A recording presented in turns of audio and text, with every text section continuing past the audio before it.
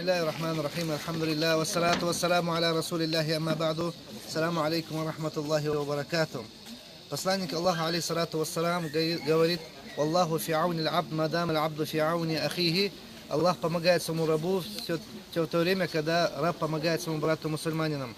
Ассоциация Саль-Сабиль с 3 октября, альхамдулиллах, прибыла сюда с гуманитарной миссией в Ливан, где, альхамдулиллах, продолжают распределять гуманитарную помощь среди самых бедных, неимущих людей. И нужно отметить, что и сирийские беженцы, проживающие на территории Ливана, беженцы, которые больше всех нуждаются в нашей помощи. Наш приезд вообще был связан с у нас был мониторинговый визит для того, чтобы изучить ситуацию. Но, альхамдулиллах, когда мы увидели, что реально ситуация критическая, и альхамдулиллах, то есть у них очень сильная, большая нужда в нашей помощи, мы решили распределить гуманитарную помощь. И сегодня же мы объявляем новую акцию. Срочно нужно, альхамдулиллах, собрать денежные фонды, помощь для того, чтобы оказать им помощь. Сборы будут продолжаться иншаллах, до конца октября.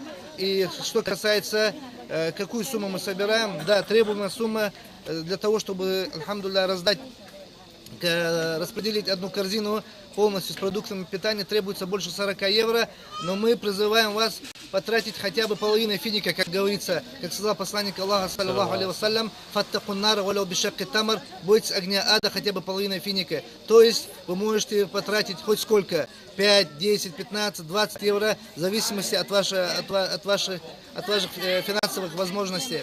Прошу Аллаха субхану ва тааля воздать вам всем благом. Ассаламу алейкум ва рахматуллахи ва баракату.